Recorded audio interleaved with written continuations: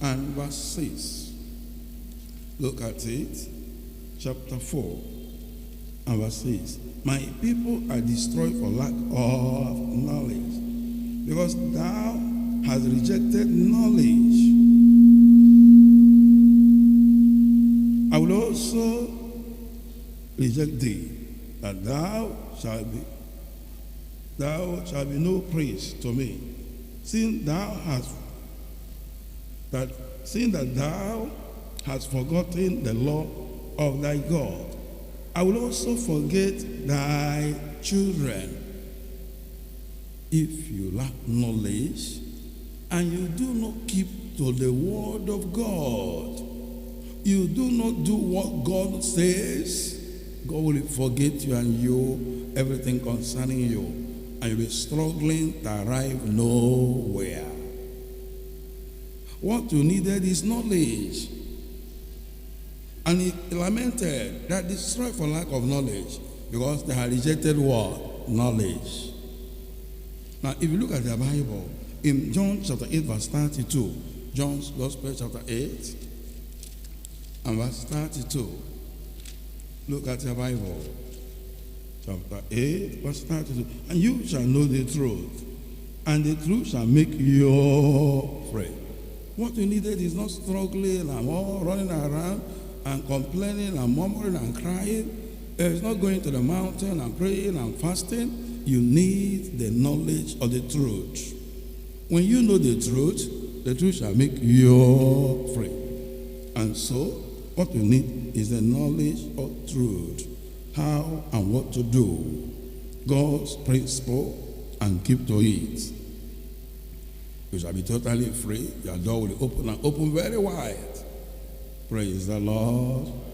Last year, God showed me a fearful revelation. Very fearful. I started lamenting and pleading for mercy, and pleading for mercy, and pleading for mercy, until I woke up. What was that fearful and horrible revelation? I saw many people were being beaten, and many people have been carrying stretchers, and they were caning them.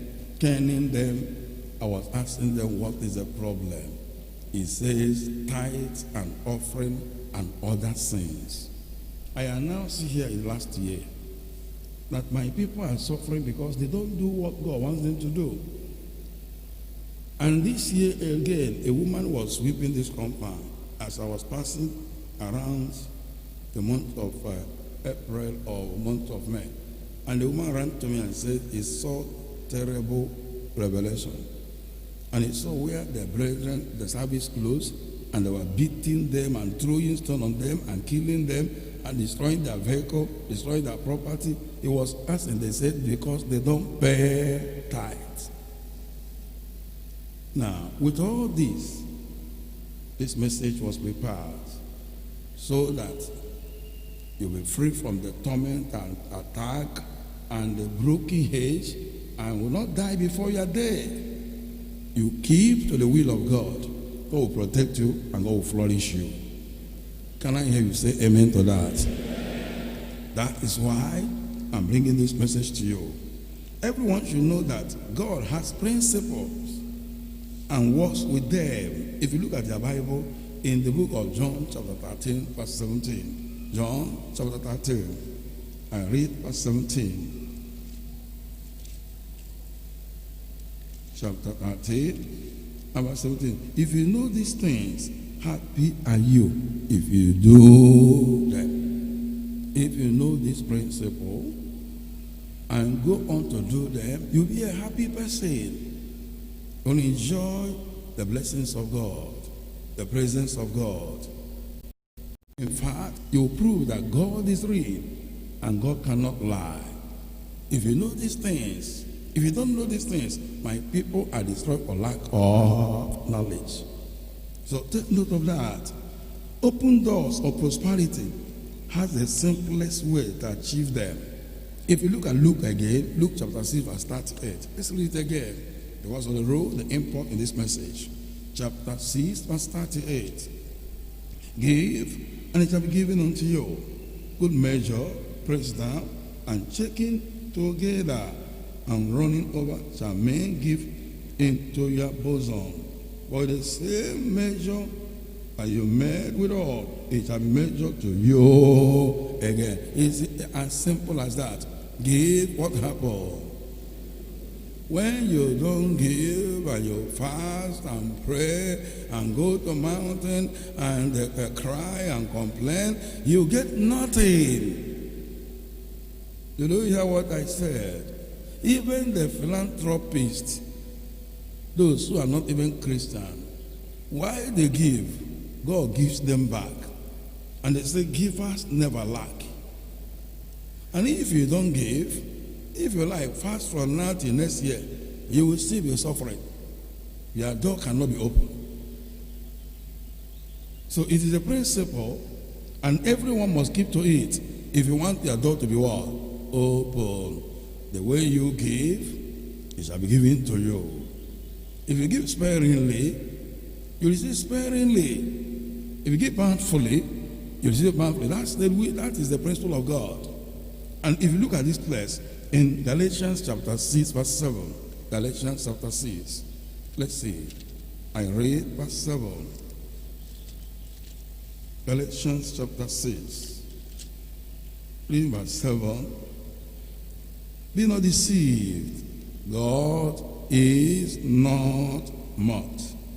For whatsoever a man soweth, that shall he also reap. This is it. For he that soweth to his flesh shall of the flesh reap corruption. But he that soweth to the Spirit shall of the Spirit reap life eternal. And let us not be weary in well doing, for in due season we shall reap if we faint not. As we have therefore opportunity, let us do good unto all men, especially unto them who are of the household of faith. So, whatever a man sow, that shall he also reap. Take note of that. That is the principle. So, if you want your door to be open, you must sow. You must give. You must keep to the totality of the word of God, and it shall be well for you. Are you hearing? You don't need all these things that people are doing. It's people that are disobedient to the word of God. They will go into so many things.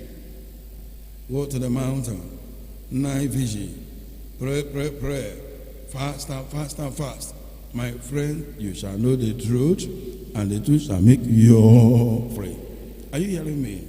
So let us not follow the principle. All that can be, you can do all that if you have kept to the principle of God.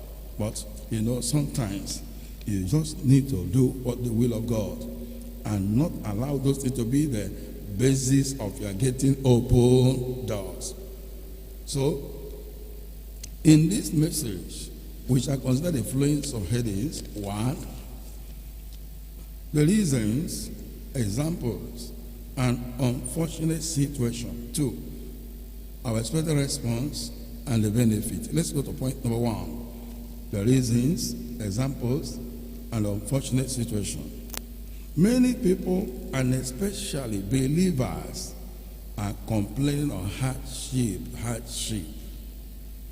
closed doors, or things are not working for them. But it shouldn't be so. Because we are the daughters, we are the sons of the living God, and the earth is of the Lord, and the fullness thereof. And whatsoever we have in this world today belongs to God. And as long as it belongs to God, it belongs to me and to you. And so, I don't know, if you're among them complaining, nothing is working, my friend, shake yourself. Sometimes many will be quick to say they give the tithe and offering, and yet nothing is working for them. Such people should know that God cannot lie. You do hear me? You give tithe and offering, nothing is working. I want to let you know the problem can only be still traced to your life, not to God. Are you hearing me? If you look at the Bible in Titus chapter 1, verse 2, Titus chapter 1, verse 2, I read Titus chapter after the book of Timothy. You get Titus before Philemon. Titus chapter 1, verse 2. And I read, in hope of eternal life, which God that cannot lie promised before the world began. God cannot lie. Did you hear it? God, his title is God who cannot lie. And in fact, we are told in the book of Psalm 8:9 that God is the covenant-keeping God, the promise-keeping God. If I look at Psalm 8:9, let's see. Whatever he says, he will do it. Are you hearing me? God cannot lie. He keeps his word. He does not break his covenant.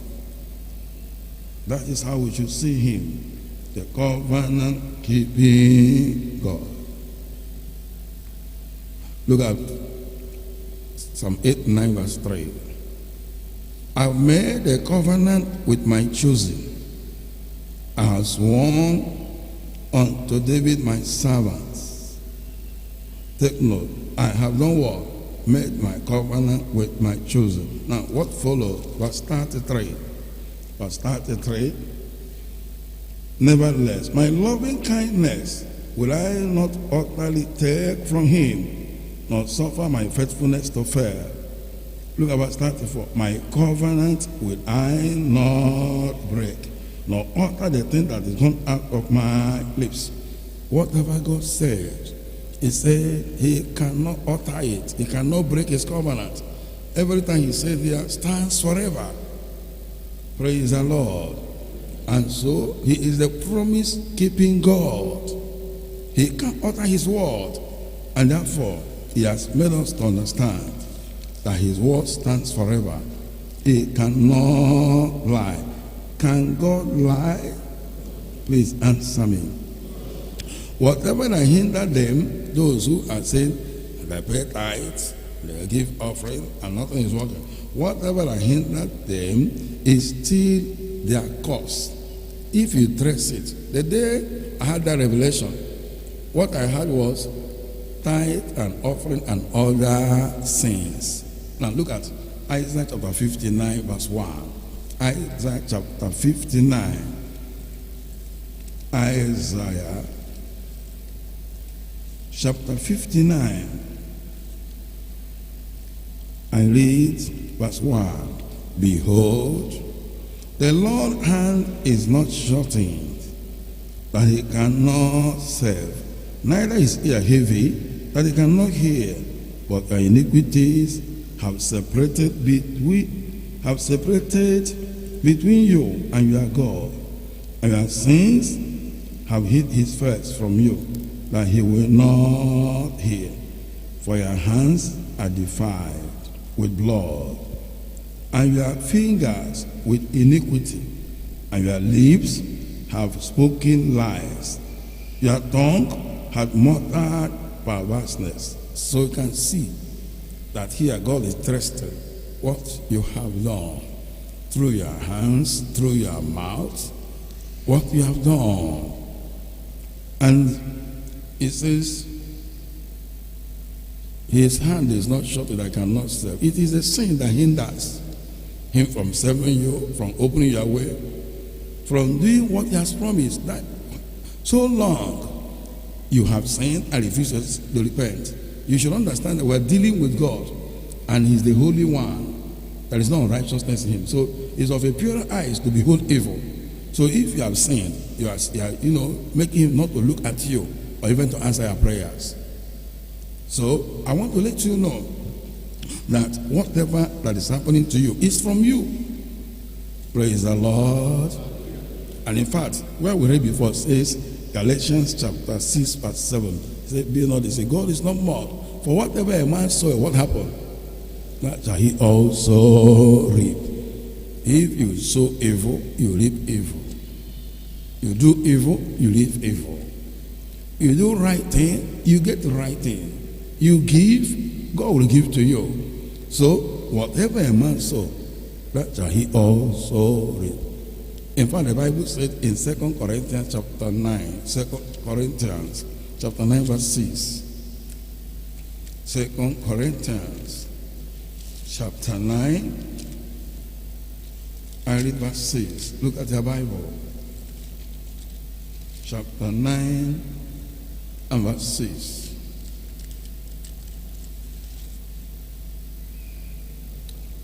But this I say, he which soweth sparingly shall reap also sparingly. And he which soweth bountifully shall reap also bountifully. Every man according as he purposed in his heart, so let him give, not grudgingly, of necessity, for God loveth a cheerful giver. There is something you need to discover there. He that soweth sparingly will reap what? He that soweth bountifully will reap what? Bountifully. Take note of this point. What about he that did not sow? At all. And he's fasting. And he's just playing. And he's going to mountain. And he's crying and complaining. But he refused to sow. He refused to give. My friend, no matter what that person will do, the door will still be what? Shut. But if the person tries to give little, you get little. Brethren, I have a lot of testimony in this regard, even in this last pandemic. I tested, and I can testify to you that God is a covenant-keeping God, and His word is truth. Praise the Lord. What did I say? His word is truth. Whatever He says, He watches over it to bring it to pass. He cannot lie. Can He lie? No, not at all. He's too holy for that. Praise the Lord. So, we do not give to God with condition or in anger. The reason being that everything that we have was given to us by who? God. Whatever you have today, whatever you see today in your life, all you have was given to you by who? By God. So if you look at the Bible in 1 Corinthians chapter 4, verse 7. 1 Corinthians chapter 4. Look at the Bible. Verse 7.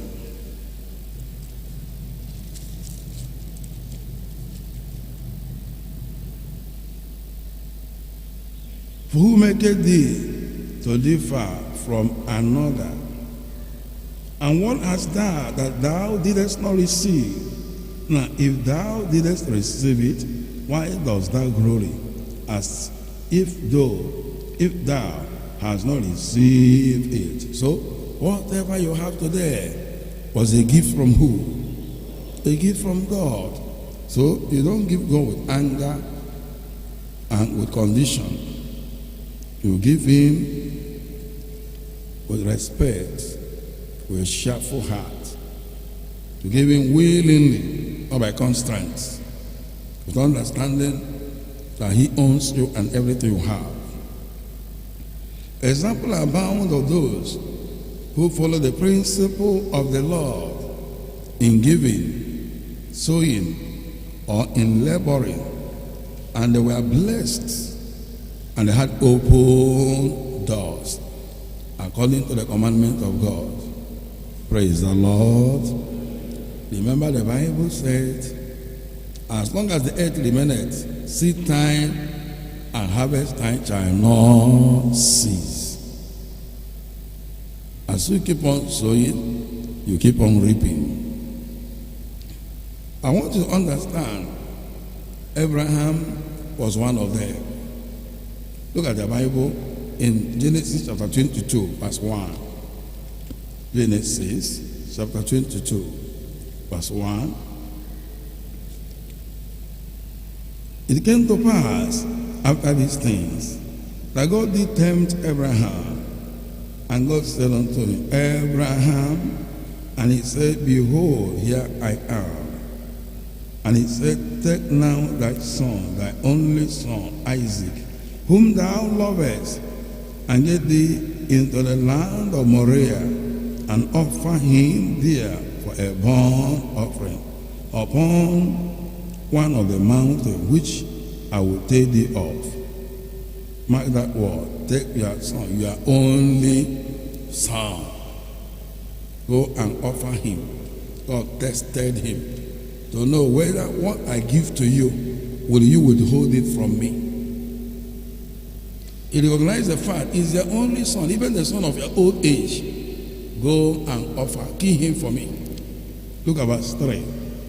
And Abraham rose up early in the morning and saddled his ass and took two of his young men with him and Isaac his son, and cleaved the wood for the burnt offering, and rose up and went unto the place of which God had told him. Now, look at verse 4. Then on the third day, Abraham lifted up his eyes and saw the place afar off. And Abraham said unto his young men, Abide ye here with the ass, and I and the lad will go yonder and watch it, and come again to you. And Abraham took the wood of the burnt offering and laid it upon Isaac his son, and took the fire in his hand and a knife, and they went both of them together. And Isaac spake unto Abraham his father, and said, My father. And he said, Here am I, my son. And he said, Behold the fire and the wood, but where is the lamb for a burnt offering? You see, it was strange to Isaac. While they were walking, he doesn't know that he is the lamb. He was asking the father, we have the fire, we have the wood. Where is the lamp now for the offering? He doesn't know that in obedience to God, that God has taken Isaac to go and kill for who? I didn't hear you. God has taken Isaac to go and kill for who? For God as a burnt sacrifice. And Isaac was asking, we have the wood, we have the fire. Where is the lamb for the burnt offering? Now, if you are the one, your heart will break. If you are the one that your son asks you this question, you might say, I don't think it's what God is speaking to me.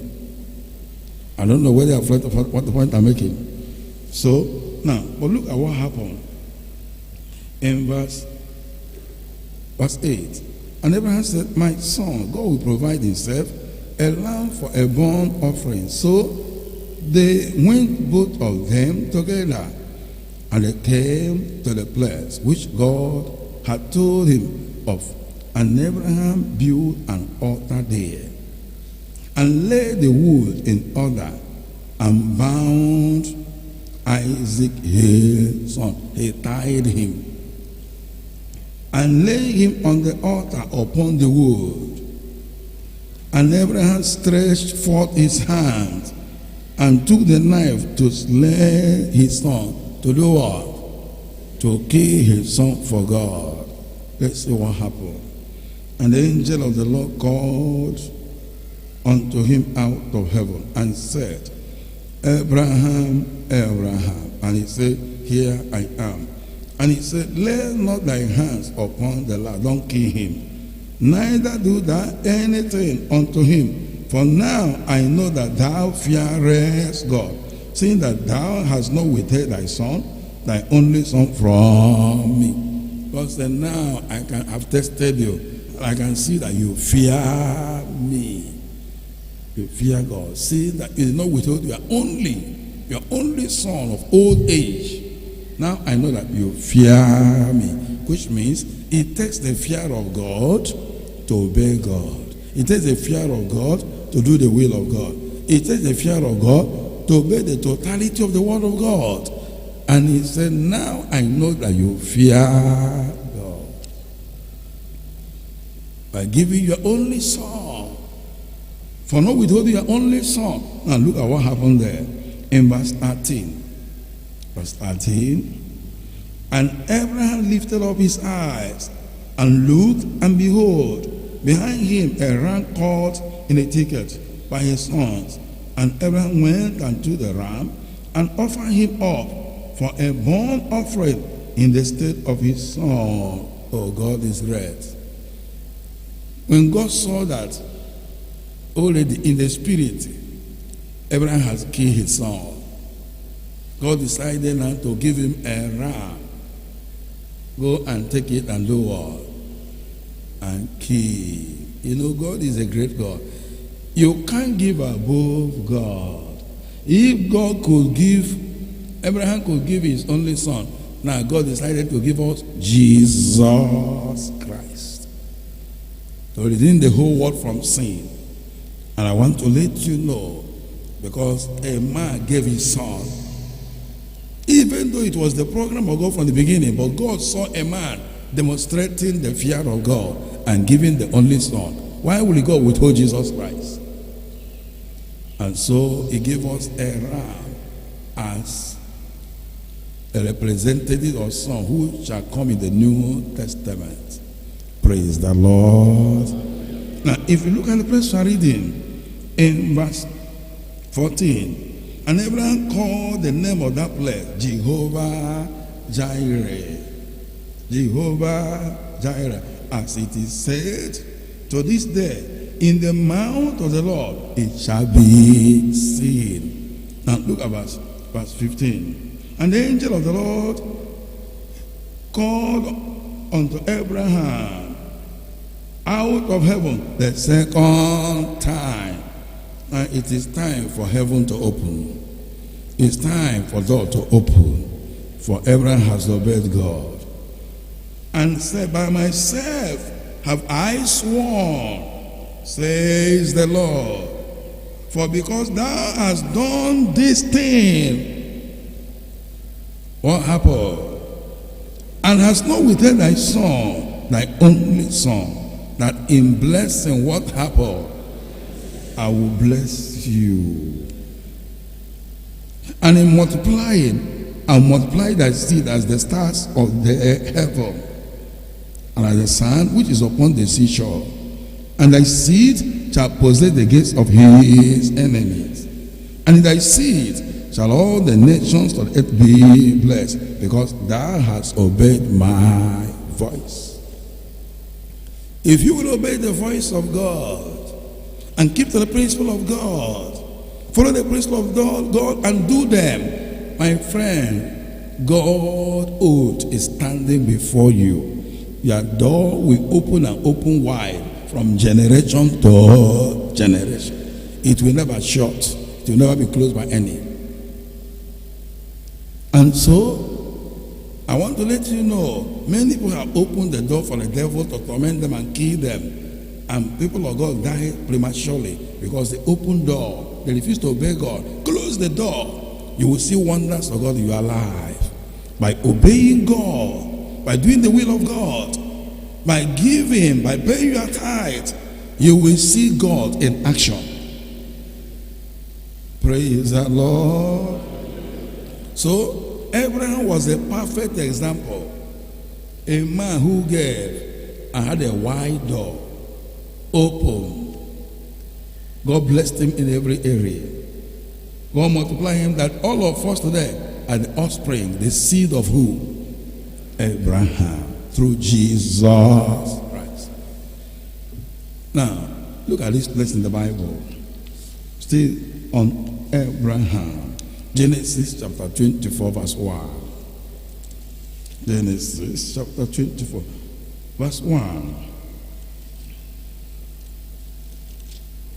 And Abraham was old and was taken in age, and the Lord had blessed Abraham in all things. How many things? From A to Z, minus nothing.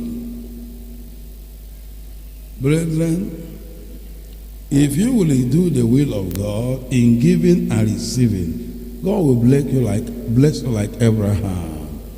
Are you hearing me? I say God will do what? Bless. So if you see a man that is blessed, don't envy that person. Most of them are givers. Do you hear what I'm saying? If you see a man that's mightily blessed, go near the person. Let him share his testimony. You discover that they are givers. And I want to let you know, if you want to test open door without struggle, without going to the mountain, without going to the fire, if you want to test open door without fasting for 40 days and 40 nights, follow the step of who? Abraham. And it will happen in your life in Jesus' name. Do you hear me? I want to let you know God is ready to give somebody open doors. If you will be ready to do the will of God. There was somebody in the Bible. Instead of giving, he became stingy. The name of that man was called Nabal. In the Bible, he refused to give. Even when David sent his servant and said, we heard that you are sharing your cattle. See what you can do, because we have been keeping your cattle for a long time. Nabal became offended and mocked David. And when the wife had it, she picked some of those, lambs or rams and ran after the servants for David to go and give David. But because of stinginess, God killed him. Not only God killed him, God took his wife and gave to David. Can you imagine? So because of stinginess, he lost the wife, he lost all his business, he lost his life, and lost everything. But then it's just a lot of verses. 1 Samuel chapter 25, verse 9 and 10. And verse 18 to 23. Let's see. Let's just read part of it. Part of it. 1 Samuel chapter 25.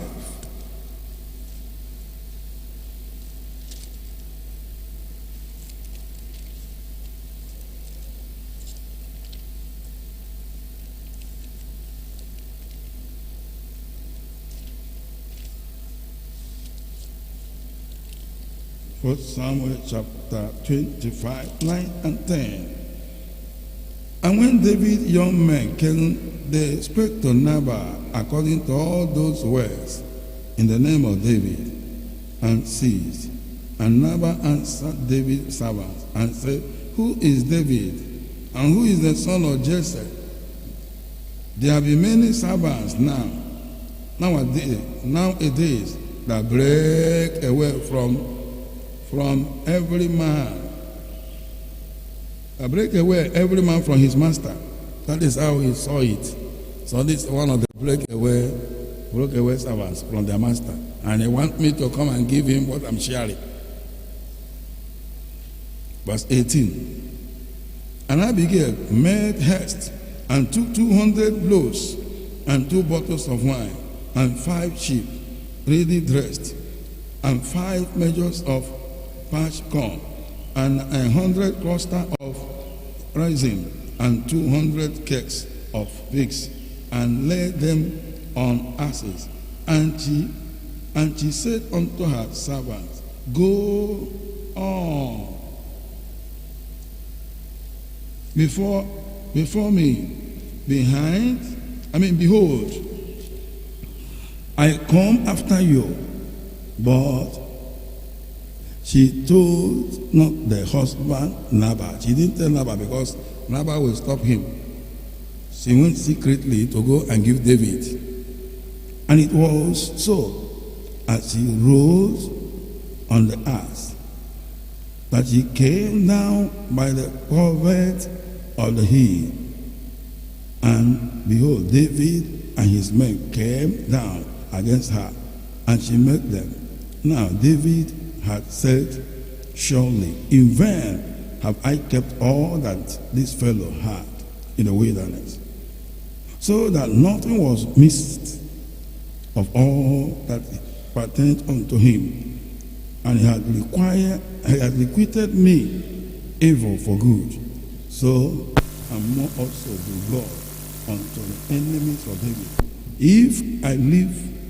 If I live of all that pertaining to him by the morning light, any that pissed against the wall. And when Abigail saw David, she hasted and lighted off the ass, and fell down, and fell before David on her face, and bowed herself to the ground. She bowed herself to the ground in respect to David. Now look at verse 39. Because of our time, 38 verse 39. And it came to pass, after 10 days after, that the Lord did what? Look at that place very well. The Lord did what? The Lord smote Nabal, that he died. And when David heard that Nabal was dead, he said, Blessed be the Lord that had pleaded the cause of my reproach from the hand of Nabal, and had kept his servant from evil. For the Lord had returned the wickedness of Nabal upon his own head. And David sent and communed with Abigail to take her to him to what? God killed Nabal because of what? Stinginess. And God bless Abigail because of what? I didn't hear you. He gave so much to David when he had what the husband did. He gave and gave and gave to David. And when he gave to David, when now that God had killed Nabal, now God made Abigail to become queen, one of the wife of David, and who later born Solomon, the king, the richest king. Praise the Lord. Because of giving, the woman became an honored woman. My friend, God bless that woman mightily. I don't know about you. Are you among those complaining, but you don't give? And you be on your side of your husband who become angry because, the Bible is teaching about tithe and offering and giving in the church. He said, is it this thing like I'm here? Is it why I'm here? Well, and you said, my husband, that's what we're seeing. Abigail did not do that. Praise the Lord. And God bless her. And God killed her husband. Let me ask you this question. So God can kill somebody for stinginess? Please, I'm not hearing you again. I think so. God can kill somebody for stinginess? Who killed Nabal? God. That's why many people are dying. They don't give. They suffer. They become sickly. They die. And God has been showing revelations and dreams and visions as to that effect. Something must be done. Praise the Lord. How many of us knew about Solomon? Solomon gave so much to the Lord. And God came to, he didn't ask anything from God. God came and said, ask me what I will give you. And then he said, I just need wisdom to rule my people and understanding. God said, no. After giving all this, he said, I give you that which you ask, and I'm giving you riches and honor and long life. Please, when you go home, read 1 Kings chapter 3, from verse 1 to 13, you will see this case of Solomon. Solomon got open door by giving unto God. Likewise, the Zarephath woman, widow woman, who had little, who had just one meat to eat and die. When he gave to Elijah, Elijah said, this food, this, with this house will never lack food until the famine will be over.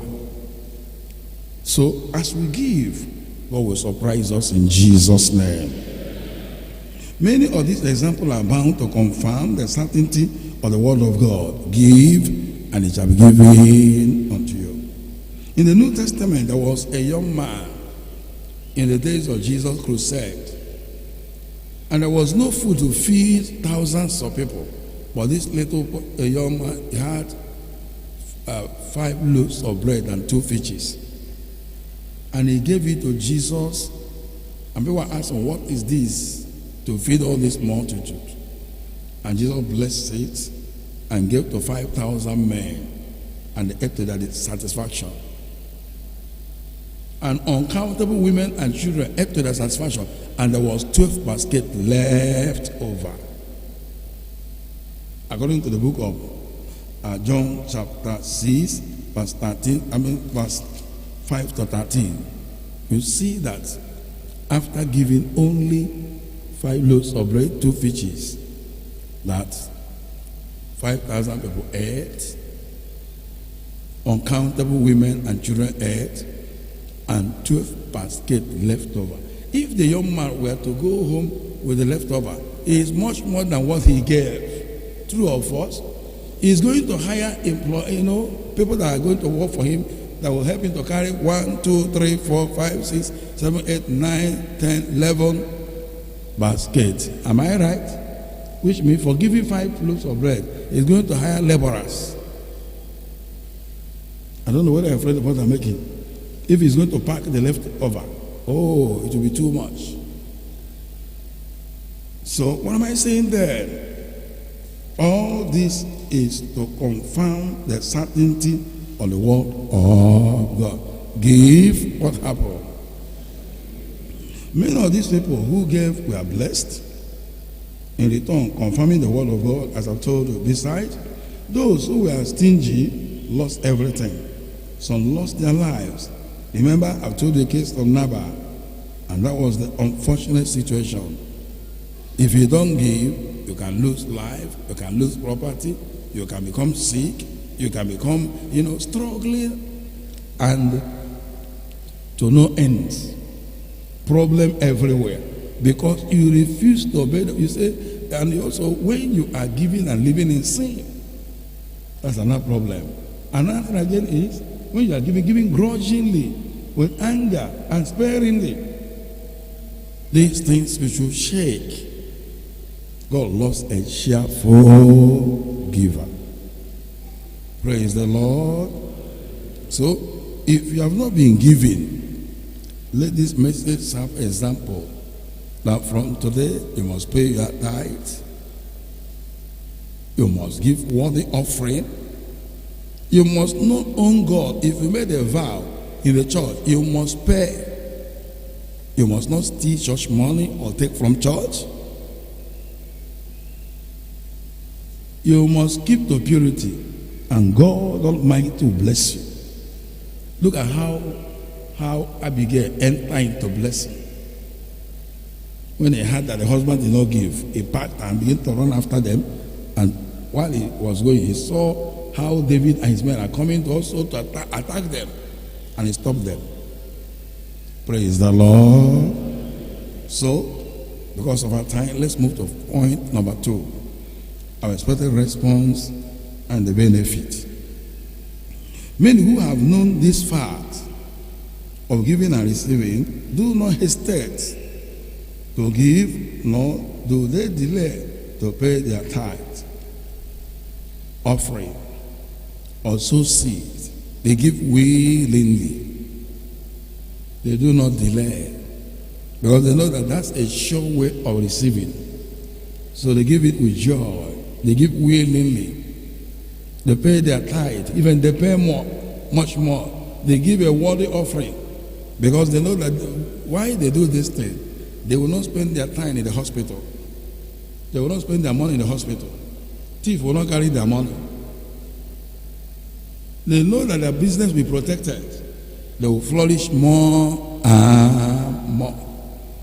Sometimes, some few years back, our sister was in the bus and preaching. And before you know, he doesn't know that armed robbers were there. Armed robbers said, now it's enough. We want to do our operation. You know what they said? Now, all those who are not paying tithe, if you know you are not paying tithe, stay this side. If you are paying tithe, stay this side. Now, so many, if first of all, the many people said they are not paying tithe, it's okay. Now, you are going to pay your tithe today. Now, for sister that's not paying tithe, stay this, that is paying tithe, we are not going to touch you because you are paying your tithe. Now, all of you here, oh yeah, pay your tithe. By fire, by force. Everything you have, you must bring it. That is your tithe. You are not paying to God. That thing happened on nature. And they began to pay tithe. They began to beat them and deal with them, and they didn't touch the sister. Even that thing that happened there was exactly what is happening spiritually. Only that God made it to come to light. Those who are not paying tithe are suffering. The devil enters them and wreck them and flee them and take their property, kill them and collect their what they have. About the people that pay tithe, God will put hedge around them. You don't penetrate their business. Their business will prosper. The things they do will prosper. Their head will blossom. Praise the Lord. So, I want to let you know that the people that know this principle, they do not hesitate at all, at all. In Malachi chapter 3, let's see. Malachi is before Matthew. The book before Matthew and after Zechariah. Chapter 3.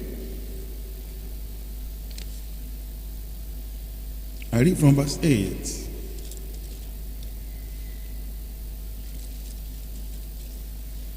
Will a man rob God? Yet you have robbed me. But you say, wherein have we robbed thee? In tithe and offering. You are cursed with a curse. For you have robbed me, even this whole nation. Bring ye all the tithe into the storehouse, that there may be meat in my house.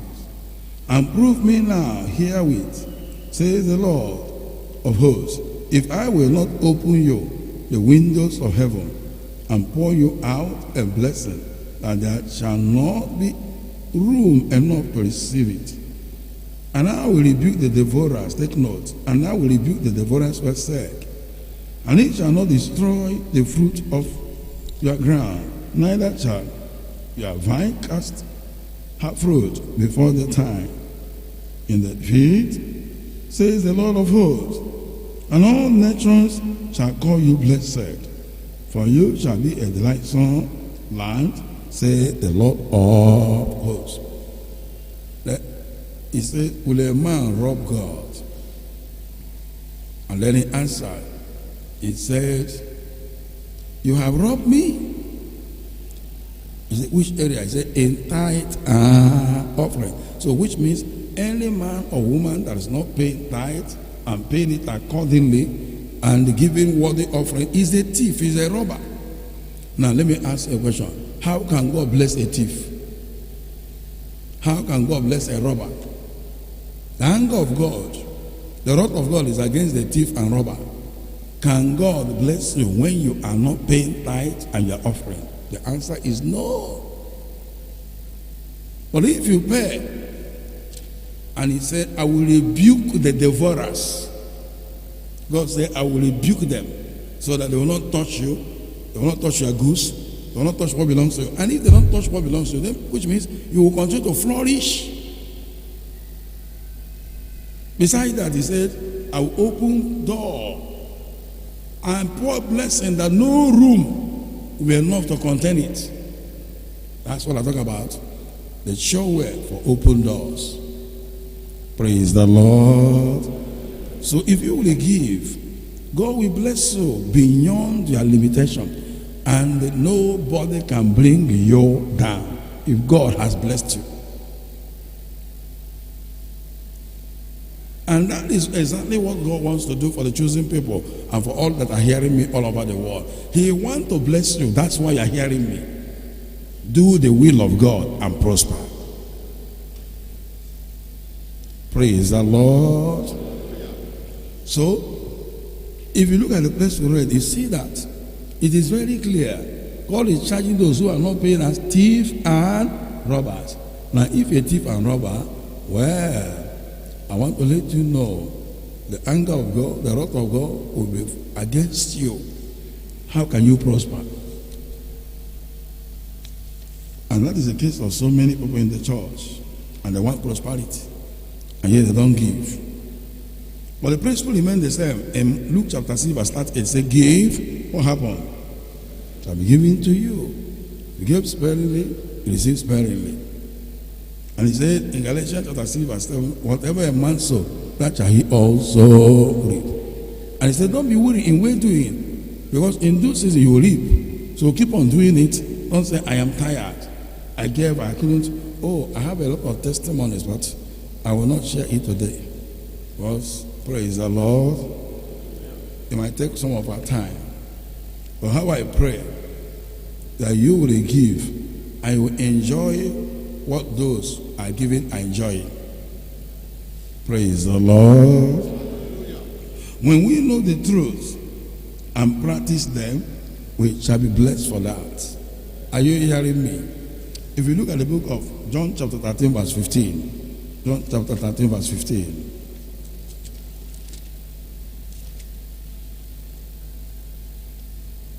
For I have given you an example, and you should do as I have done to you. Very, very like son to you. The servant is not greater than his Lord, neither he that is sent greater than he that sent him. If you know these things, happy are you if you do them. I want to let you know, this is the Jonas example. This is what we are going to do. And if you keep to this principle, if you go and apply this principle, do them honestly, you shall be a blessed person. Your door will open wide from generation to generation. If you ask so many people here, how did God bless you, those who are really blessed? They will, many of you tell you, will give you testimony that will surprise you. How they gave almost everything. How they closed their account, how they gave this, and how they gave that. And God remembered them and opened their door wide. How they paid their tithe above others, not how they steal church money. Not how they sat on church money and began to misuse it. No. Not how they do not pay their tithe. They pay extra. They give extra tithe. Whatever you talk about giving, say transport, they will give much more than others. And God blesses them like that. Praise the Lord. So, if the Bible said in the book of John chapter 8 verse 32, you shall know the truth, and the truth shall make you free. Everybody here, this is the truth. Pay your tithe. Give a worthy offering. Don't eat church money. Don't own God. Don't give grudgingly. Whatever you have was given to you by God. So, when we give, we shall be given. That's the principle. When we sow, we shall reap. When we pay our tithe, every tithe door will be loosed. and every closed door of prosperity will be opened wide for us. You don't hear me? If you pay your tithe, all the tithe, all that thing you are complaining that every door is closed, nothing is working, immediately it will be loose. The door will open wide. The oath God took to our father will begin to work in your life. He said, in blessed I will do what? I will bless you. He took oath, and the Bible said, two immutable things in which God cannot lie is what? His oath and his promise. When God has made an oath, when God has sworn, my friend, it can never change. Praise the Lord. God has sworn to bless me, to bless the children of Abraham, our father. If we do what Abraham did, that oath will come on you. And God will want to bless you in Jesus' name. So, I am believing that after this message, no choosing member shall remain the same. I want to hear how you blossom spiritually, materially, physically, and financially. I want to hear your testimony. For God confirmed his word and the word of his messengers. So, Malachi chapter 3 verse 10 to 12 showed us what God said. If you will do this, he will open a door. He will pour you a blessing. Let's read it again. Malachi chapter 3, read it as it is. Chapter 3 verse 10. Bring ye all, how many tithes? Bring small tithes. Bring all what? All, bring ye all the tithe into the storehouse, that there may be meat in my house, and prove me now herewith, says the Lord of hosts, if I will not open you the windows of heaven, and pour you out a blessing that there shall not be room enough to receive it. You see it? I open the doors of heaven. You know that sometimes what people like is when pastor come, pastor always say, God bless you, pray, fast, God bless you. In fact, all of us are going to mountain, God bless you. I was said that this pastor is doing well. But when pastor gives you principle, the key, some people say, you see what I've come to hear today? So pay tithe. So I'm going to give God the money. If I give God money, is he not giving to church? Church is already having money. How can I give? No. I want to let you know, if you do that, you suffer more, because this is principle. This is the ways of God, and we must walk in it. Praise the Lord. So, take note, or you take nothing. Make sure what you are hearing today, you will go to practice it, so that you will return back with what? I didn't hear you. Testimony. Do you know that when we do this, many people are dying, many people are sick. They refuse to obey my voice. They only want to hear me when I say, God bless you, God touch him and be free. But when you tell them to do right, I have a revelation. A woman that was sleeping here came and told me her own revelation, which means God is speaking, because in the mouth of two witnesses, every word will be what? Established.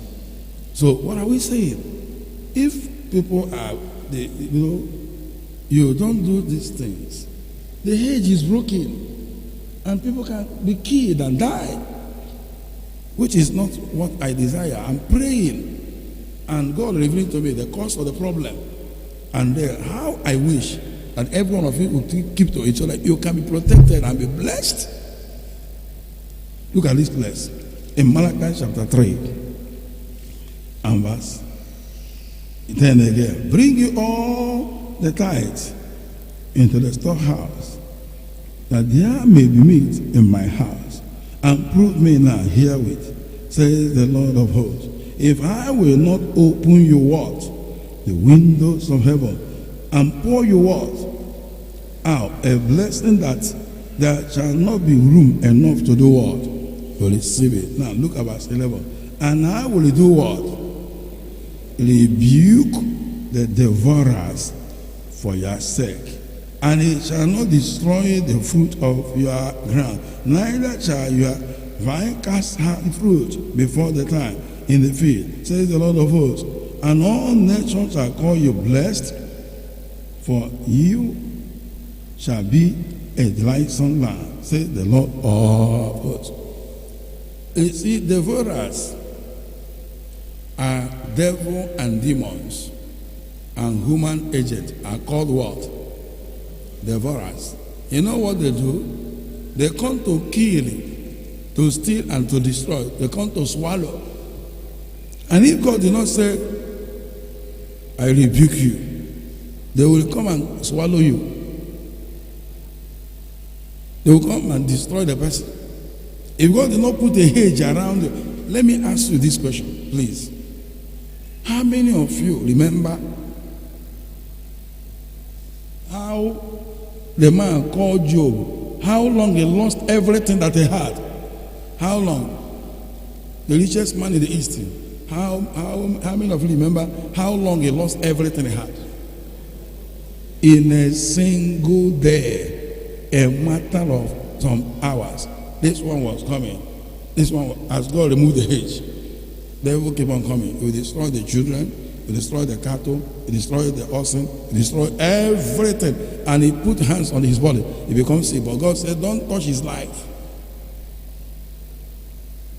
If God withdraw protection from you, then you are finished.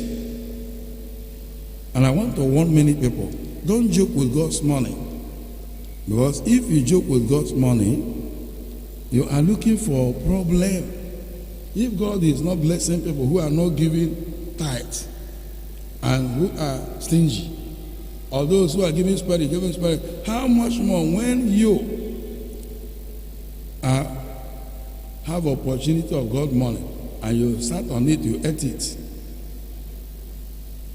They are looking for trouble. Praise the Lord. How much more when you make a vow and you don't redeem it? You are looking for trouble. How much more when you are a pastor and then you establish and send somewhere and you are not thinking about the church where you are coming from and you don't give? You are looking for trouble. Because God cannot protect you. But because you must remember the source where you are coming from, and whatever you have, you say, let me remember my home, give to my church, not telling them nothing. If we will give, honestly, God will flourish you. Can I hear you say amen? Our door will be open and open wide. Did you hear me? When anybody is ignorant of this fact, he or she will be suffering, losing things, both in the dream. They will be collecting the bag, collecting money, collecting chew, collecting your car in the dream. The car will disappear. In the physical, you find that things are going. You'll be losing. See yourself in the old house where you and your father lived 20 years ago, or the yard you lived 40 years ago in Lagos, or mud house. Because I'm telling God, I don't have. Let me ask you this question. Please answer me. The widow woman that gave Jesus in the time of Jesus, gave 2 mites. How much does he have? Please, somebody should answer me now. She has what? She gave two mites. And Jesus said she has given all her. I didn't hear you again. How many? All her living. So you have no excuse. How many children do Abraham have when God said, give me your only son? That is the only son. So don't give God the excuse. You'll be suffering. You don't even know that before God gives you, He will take something from you. They don't hear me now. If God wants to bless you, He must take something from you. So when He's going to bless you and say, give me something, you are saying, is it this only one thing I have here? You want me to give this thing? And then He will bypass you and then bring judgment on you. I pray it shall never be your portion in Jesus' name. So, you need to check it. If you don't give, you'll be suffering and losing and spending money in problems. Spending money in problems in the hospital, in the, problem here. When the enemy struck, they'll carry all your money. You only come and tell people your money was stolen. That thief enter your shop and pack your money. Thief enter your shop and pack your goods. But let me ask you, why some people here, thief will enter their house, their shop, and sleep there waiting for them to come and say, what are you doing there? Have you heard something like that? Many. Some people here, thief will enter there, break the door, break everything, enter there and just sleep there. I'm snoring.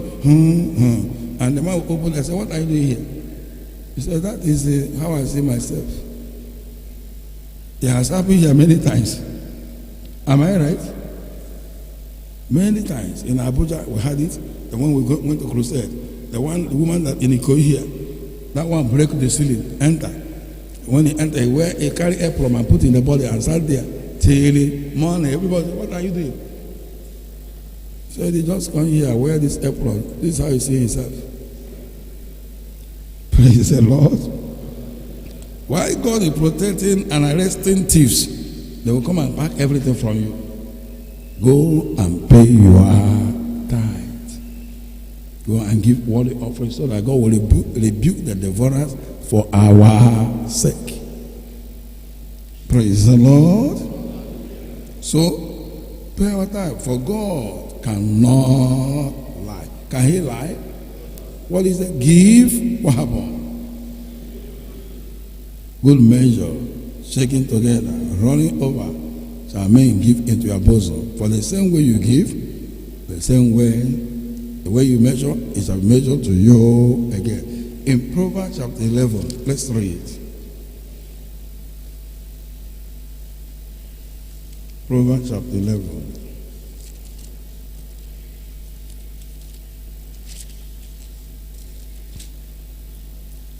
Verse 24. There is that scattereth, and yet increaseth, and there is that withholdeth more than is meet, but he tendereth to poverty. The liberal soul shall be made fat, and he that watereth shall be watered also himself. He that withholdeth corn, the people shall curse him, but blessing shall be upon the head of him that selleth it. So take note, he that watereth shall be what?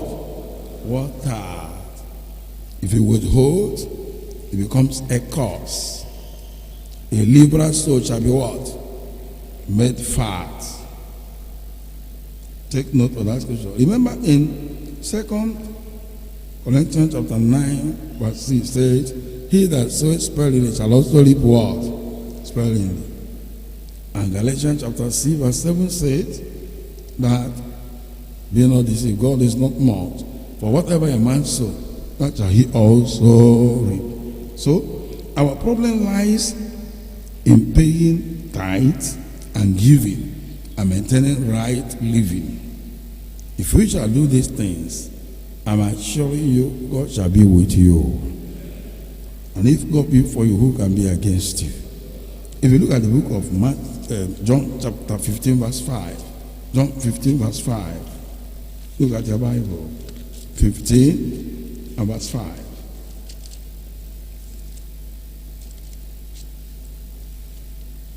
I am the vine, ye are the branches. He that abideth in me, and I in him, the same bringeth forth much fruit. For without me, you can do nothing. Without me, you can do nothing. Whatever you made in isolation from me is nothing. It leads you to destruction. Without me, you can do nothing. We are not unbelievers and must not behave like them. Unbelievers can steal and kill and do all sorts of evil to make money. They are not blessed. So we must not follow that way. Unbelievers can do all kinds of atrocity. We are believers. Our own blessing comes divinely and from God Almighty. Unbelievers can do anything. Now, look at this place. Praise the Lord. Their way are crooked. If I look at John chapter 10 verse 1. Let's see. John chapter 10 verse 1. Chapter 10 verse 1. Very, very I say unto you, he that entereth not by the door into the sheepfold, but climbeth up some other way, the same is a thief and a robber. The money you didn't get through the source, the right source. If God did not give it to you and you get it, you are what? A thief and a robber. Even though you say you struggle, you got it, as long as it is not through the Lord, you are among thieves and robbers. And we are not thieves and robbers. So let us follow the Lord, do his will, so that God will give us, will bless us with the heavenly blessings. Did you hear what I said? So we cannot go their way. So let us follow the principle of the Lord, be blessed, and become prosperous, and make heaven at last in Jesus' name. Remember the case of Abraham. God took oath to bless him. God said, by myself have I sworn that in blessing what happened? I'll bless you. And Genesis 24 verse 1 said, and Abraham was old and was taken in age. And God had blessed Abraham in all things, because he obeyed the voice of God. He is our father of faith. Let us follow his principle. Let us also key into the vow which God has, oath which God has taken. He said, by myself have I sworn. If you follow Abraham's way, that oath will follow you. God oath to bless you from generation to generation, that nobody can close that door. That oath will follow us in Jesus' name. So let's go and do the will of God and prosper. That's what I'm teaching you here. Do the will of God and do what? And prosper.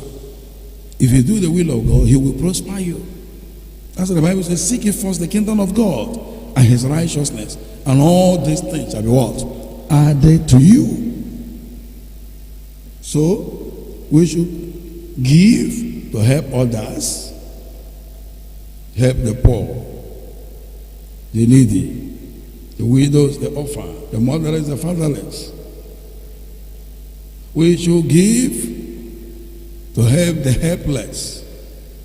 We should follow up those in the hospital. Pray for them. Give them what you have. The little, the much you can give. You should give to help the work of God. You should give to people that are in need. God will give back to you in Jesus' name. So let's give. Let us pay our tithes. Give worthy offering. Some people want to give offering, they'll be looking for small notes. So you have become wise in giving to God. God be wise also in giving you. So let us pay, give our offering, and God whom I serve will bless all of you in Jesus' name. Our doors shall be wide open. No devil and demon and agent can close it. Say amen to that. That is where I'm standing. That's where God is standing. As you do the will of God from today, God angel will follow you up. He will supervise you. He will connect you. He will protect you. He will protect your business. He will fight the devourers. All those that are coming to attack you, to swallow you, to destroy you, God will find them and he shall fray them away. So, I want to hear your testimonies that from this day, God will begin to bless you in Jesus' name. There is something the Bible said. Let me read it. Because as you do what we have said today, from today, it shall be a remarkable day. Do you hear me? In fact, people around will know that something has happened. That as for you, you are in for generational breakthrough, open door.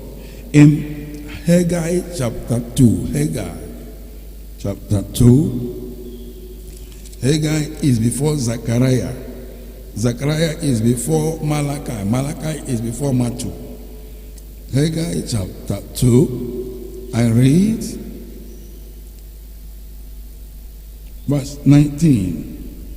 Is a seed yet in the barn, yet as the vine and the fig tree, and the pomegranate and the olive tree had not brought forth. From this day will I, what happened? From this day, what happened? Will I bless you. If you will hear my voice, from today, God will bless you. From today, the door will open. From today, wide door, generational breakthrough shall be your portion in Jesus' name. From this day, what happened? Say, God will bless the pastor. From this day, God will bless the pastor. Okay. Oh, you. Okay. You will bless me too from this day and bless all of us in Jesus' name. As we go to do the will of God. So let me round off. I believe you have got the message. Have you got the message? Go and do the will of God and prosper. So finally, for those who are sinners and those who are backsliders, compromisers, they should repent of their sins. They should confess them before the Lord and promise God no more. They should believe that Jesus Christ died for them, shed his precious blood for them, and was buried. And on the third day, he rose again for their justification. They should believe it. They should reject the devil, reject all his evil, and invite Jesus Christ into their heart to be the Lord, their personal Savior. And the Lord will bless them. Remember, the Bible said, Jesus said, you must be born again. Why? He said in Romans chapter 3 verse 23, for all have sinned and come short of the glory of God. And if you must reconcile with God, you must be born again by his Spirit and by his word, by the Holy Ghost and by his word. As you hear the word of God, you are convicted of your sin, you confess them and receive Jesus Christ. Salvation shall be yours. Remember the Bible said in Romans chapter 6 verse 23, the wages of sin is death, but the gift of God is eternal life through Jesus Christ. So you need Jesus to have newness of life. Because the Bible made it clear in 1 John chapter 3 verse 8, he that committeth sin is of the devil. Let's see it. Let's see it. 1 John chapter 3 verse 8. It says, he that committeth sin is of the devil, for the devil sinned from the beginning. For this purpose the Son of God was manifested, that he might destroy the works of the devil. Jesus came to destroy the Adamic nature, sinful nature. Now if you look at that place, verse 9, if Jesus had destroyed the sinful nature, you will not continue in sin. Now look at verse 9. Whosoever is born of God does not commit sin, for he still remaineth in him, and he cannot sin because he is born of God. Once you receive the Spirit of Jesus Christ, you become a new creature. And the Spirit of Jesus cannot lead you to do evil. And you can ask him, what is sin? Look at the Bible. In 1 John chapter 5, verse 17a, he said, all unrighteousness is sin. Anything that is not righteousness is what? Sin. What are those things? Look at 1 Corinthians chapter 6, verse 9. 1 Corinthians chapter 6, verse 9.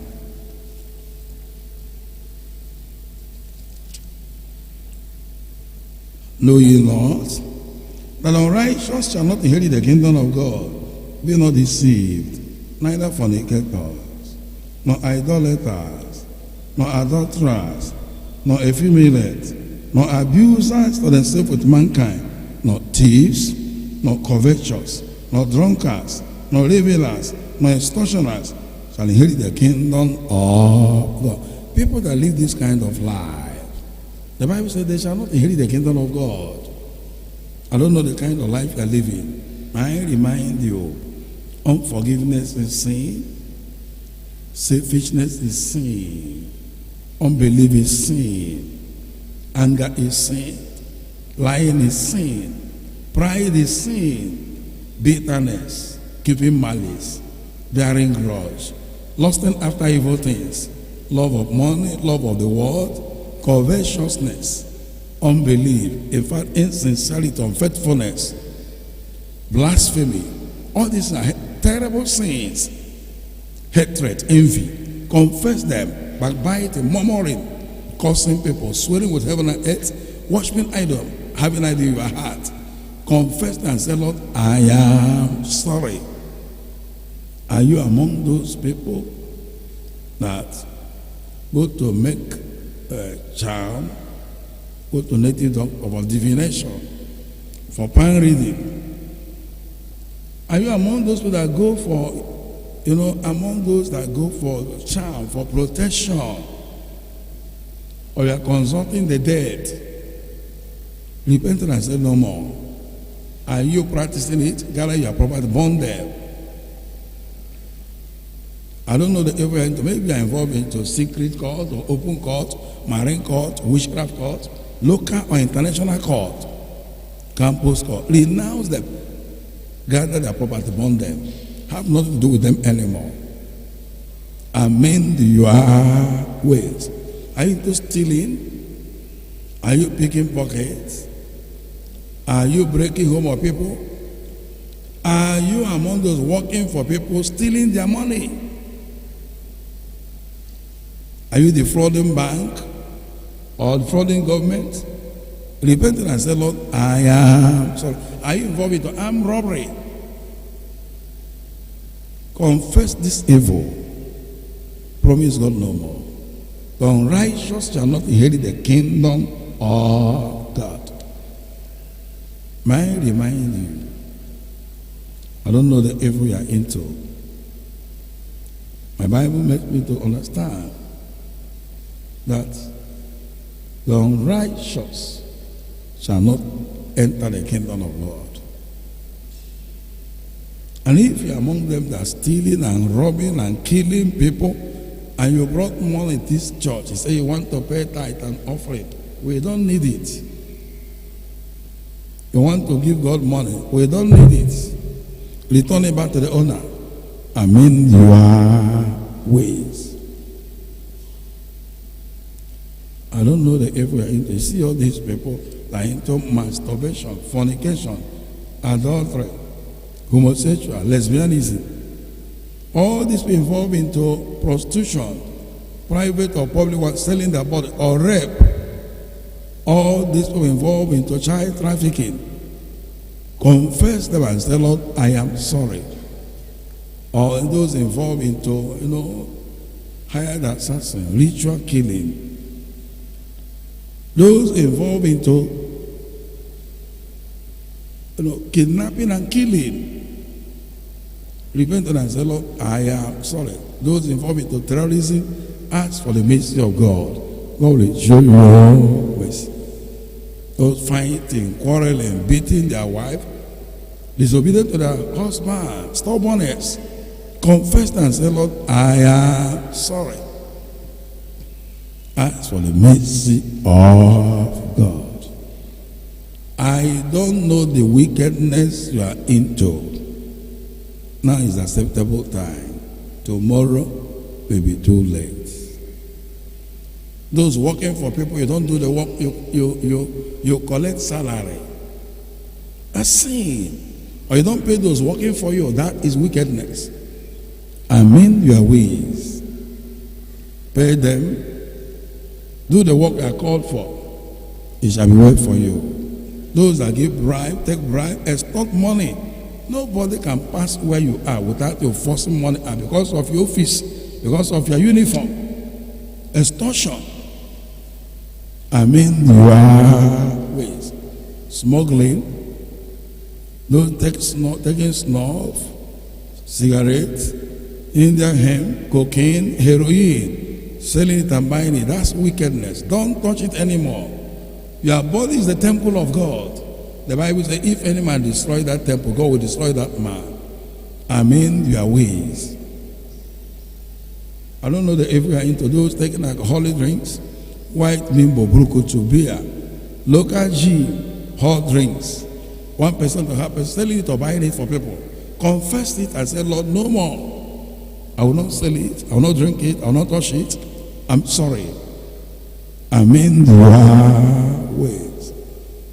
All those people bleaching their body and becoming yellow overnight.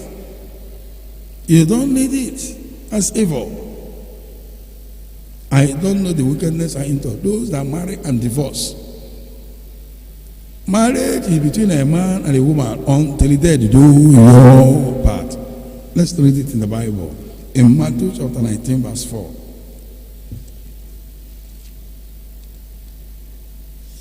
Matthew chapter 19, verse 4. And he answered and said unto them, have you not read that he which made them at the beginning made them male and female? And said, for this cause shall a man leave father and mother and shall cleave to his wife, and they two shall be one flesh. Wherefore, they are no more two but one flesh. What therefore God has joined together, let no man put asunder. Marriage is between a man and a woman. A man and a woman until they do your part. If you are sent away your wife, bring your wife back. Your first wife. If you run away from your husband, return back to him. Marriage is for better, for worse, until they do your part. And if you're a second wife or third wife or fourth wife, you have no husband, pack your load, go back to your mother, to your father. And if a man that married them three, remove the second and third one, do restitution, return your first wife. Amend your ways. And all those that pain their hands and pain their leg, pain their mouth, pain their eye, pain their body, and put extra finger, extra eye, extra nose, attachment, weave on, palming, earrings, bangle. They make up their body. Gather those things and burn them. Don't use them anymore. My Bible told me in the book of Jeremiah chapter 4 verse 30, it said, when they are spoiled, what shall they do? So they go after painting, after ornament. Whenever a woman is spoiled, they begin to do paint the body, paint the hand, paint the leg, paint the mouth. So it's a mark of those that are spoiled. I mean to put chain here and there. And all the young men that do Jericho, rough hair, scattered hair, and they play their hair like a woman with chain and rings. And you don't need all that. Amend your ways. I don't know the evil we are into. Those that dress expose their chest to seduce men or women. Please cover your body properly well. Don't expose your tummy. Don't expose your chest, your laps. Don't expose your nakedness. All those women that dress like a man, they wear trousers, that's abomination. A man dressed like a woman is abomination. The Bible says in Deuteronomy 22 verse 5. Deuteronomy chapter 22 verse 5. And reads, the woman shall not wear that which pertaineth to a man. Now shall a man put on woman's garment, for all that do so are abomination in the sight of God. If you dress like that, God sees you as abomination, and such people cannot enter heaven. Revelation 21 verse 8. Revelation 21 verse 8.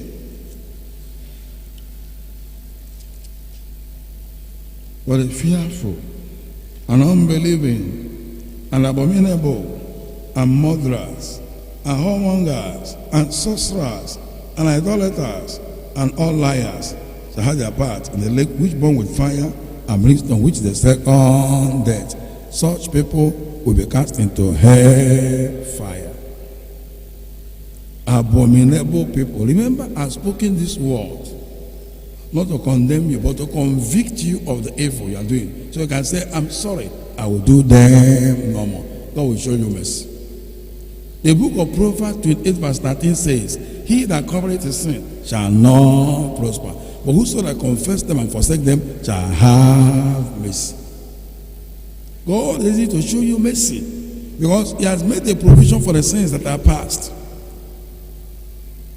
In Exodus chapter 12 verse 13, he said, when I see the blood, I will pass over you. Because in Hebrews chapter 9 verse 20, he said, without the shedding of blood, there shall be no remission of sin. And so, in olden days, in the Old Testament, they used the blood of animal to cover their sin. But in the New Testament, it is the blood of Jesus that washes away our sins. So, the lamb in question is a symbolic figure in Old Testament. And in the New Testament, it is Jesus that is the Lamb of God. Now look at the Bible. In John chapter 1, verse 29. John's Gospel chapter 1, verse 29.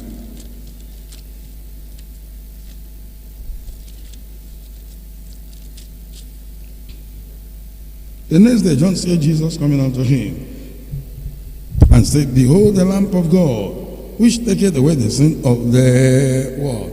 Who is that Lamb? Not animal. Jesus Christ. No wonder in John chapter 3 verse 16, the Bible said, for God so loved the world, that he gave his only begotten Son, that whosoever believeth in him shall not perish, but have everlasting life. And in John chapter 19 verse 30, when Jesus shed the blood, he said, it is finished. The end of all sacrifice for sin. He said, it is all over. And in John chapter 14 verse 6, Jesus said, I am the way. I'm not a way. I am the way. No other option. I am the way, the truth, and the life. No man cometh to the Father but by me. In John chapter 10 verse 10b, Jesus said, I come that they might have life, that they might have it more abundantly. Which means Jesus came into this world that we might receive what? Eternal life. And no wonder he said in John chapter 8 verse 30, he said, if the Son therefore shall make us free, we shall be free indeed. Because Jesus is the righteousness of God. Is the foundation for righteousness. If it is not laid on you, no matter the kind of religion or Christianity you are professing, that will be counterfeit. Now listen to me. As I round up, Jesus said in Matthew chapter 11, 28, come to me, not to us, no other co-mediator. Come to me, all ye that labor and are heavy laden, and I will give you rest. Will you come? If you will come to Jesus today, he will reconcile you with God. He will give you newness of life. I will give you power of sonship. Look at John chapter 1, verse 12. But as many as receive him, to them gave him power to become the sons of God, even to them that believe on his name.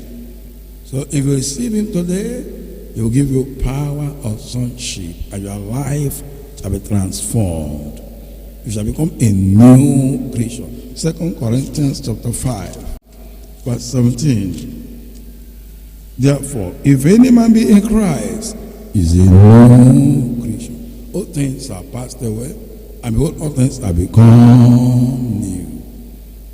Once you are in Christ, you become a new creature. And then you will bear fruit of righteousness.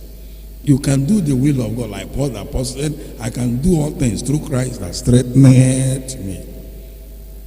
So as I round up now, as to give your life to Jesus and receive grace for righteousness, and go to apply all that you have been taught, practice them, your door will open wide.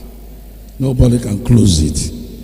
Can I hear you say amen? Look at this place in the Bible.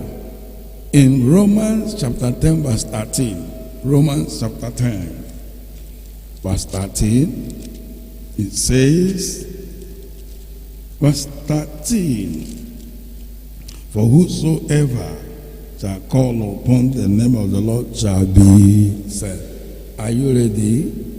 Rise up on your feet. Confess your sins and repent of them. Promise God no more. Call in repentance. Ask for mercy. God will save you and God will sanctify you. Everybody pray. Everybody. And let's go and do the will of God in giving and in paying our tithe and vows, in sowing seed, in living right. We shall be blessed beyond our expectation. Our door shall be open. Nobody can lock it. That is a sure way, giving, a sure way for open doors. And nobody can close it. Everybody pray. Let's keep to the will of God. You shall be better for it. Everybody pray.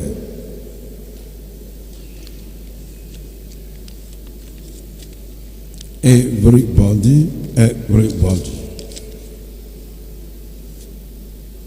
Call upon him. Ask for mercy.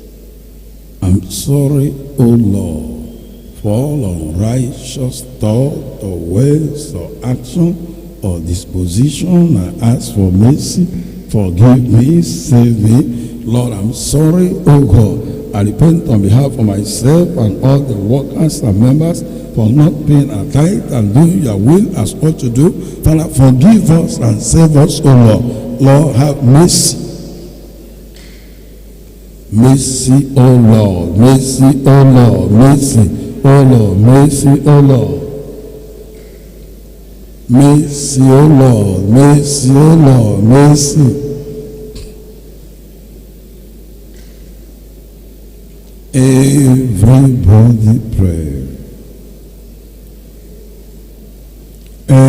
Everybody pray.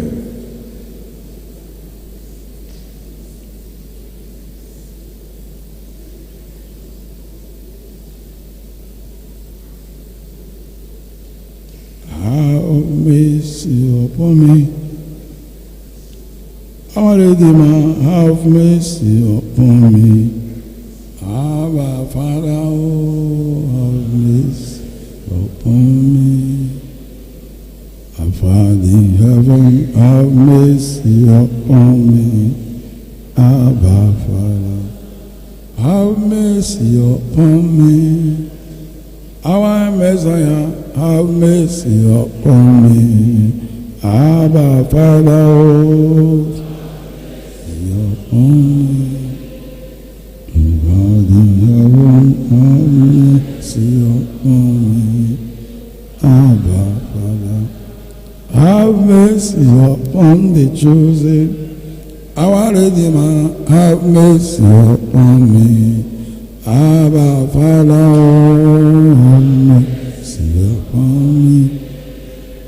The chosen, have mercy upon me. Abba, Father, have mercy upon us. Our Redeemer, have mercy upon us. Our Father,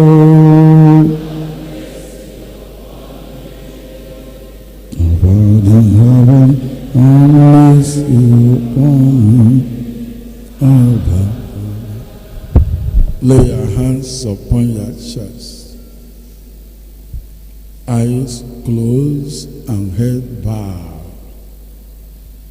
I want to pray for that person that committed abortion. Just raise your hand up and ask for the mercy of God upon your life. Raise your hand up. I want to see that hands. Wherever you are. For the one that I'm talking about, wave your hands so I can know that you did such acts, so I can pray for you. Committed abortion, God bless you. Keep that hands up. Eyes closed and head bowed. The person smoking in their hand, keep your hands up. Ask for the mercy of God. I will break the yoke for you. Quickly. Eyes closed and head bowed. God bless you there. God bless you. I'm still waiting for somebody. I've seen you. I'm waiting for somebody more.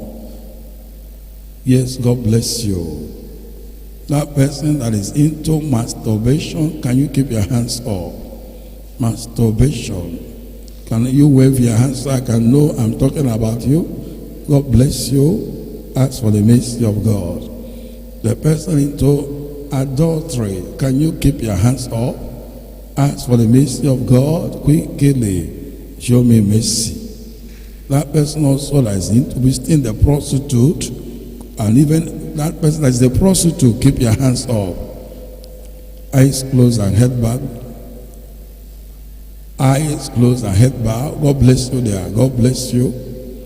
All of you that have unforgiving heart, and that person that is into homosexual, keep your hands up. Ask for the mercy of God. The person that is stealing, can you keep your hands up? That person involved into robbery and sometimes kidnapping, keep your hands up. Ask for the mercy of God. The Lord will show you mercy. The person stealing from where you are walking, ask for the mercy of God. The Lord will show you mercy. Ask for mercy. That person that is there planning how to go and do evil, don't do that evil. It will not pay you. Don't get initiated. It will destroy you completely. Keep your hands up. I'll pray for you. God have mercy on you. Keep your hands up. The one that belongs to secret court, keep your hands up. That person visiting the native doctors, keep your hands up. Going to marrying agent for divination and are deceiving you, keep your hands up. That person wearing charm in your body, even now in the church, keep your hands up. Throw that thing away. Don't use it anymore. Keep your two hands up. Say this word after me. If you are ready now, say this word. Almighty God, I come before you in the name of Jesus Christ. Now, please hold on. If you are not paying your tithe, if you are eating God's money, join them to keep hands up. Because God has been warning. If you are not been paying tithe, keep your hands up. You are not paying tithe, or you are owing God, keep your hands up. Let us amend our way so that God will take preeminence, so that a fresh foundation built on righteousness quickly. Now say this word before me. Almighty God, I come before you in the name of Jesus Christ. Father, I confess that I am a sinner. I am very sorry for all my sins. Lord, I promise you, I will never continue in them anymore.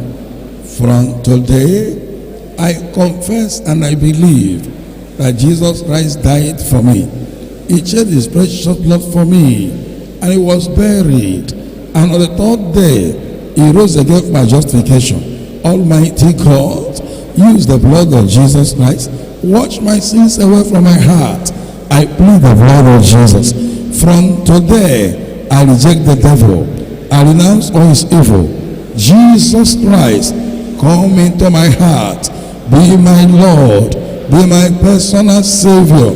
Cancel my name in the book of death. Write my name in the book of life. Give me power to sin no more. In Jesus' name I pray. Keep your two hands up and sing this song. I surrender.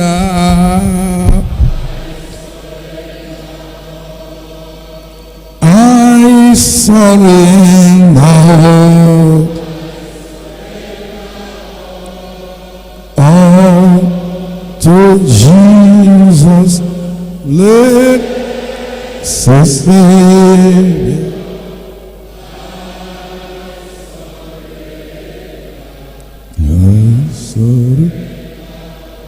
Again.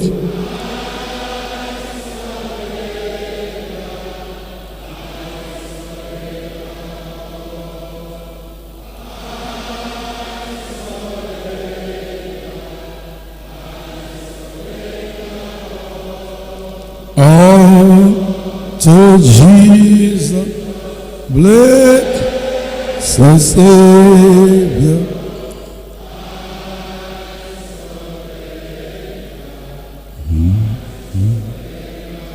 Just one more time.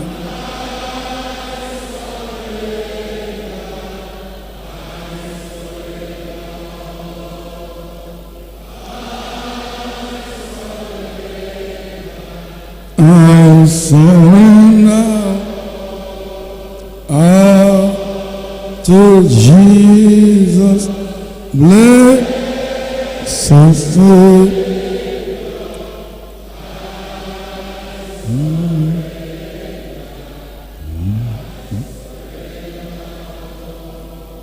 Our Father in heaven, I present my people before you. Whatsoever they have done, known and unknown to them, against you, against humanity, Father, in your wrath, remember mercy. Every yoke of power that make them to do evil, by your authority, I break that yoke. From today, I claim their spirit that stole their body for Jesus. Cancel their name in the book of death. Write their name in the book of life. Give them power to sin no more in Jesus' name.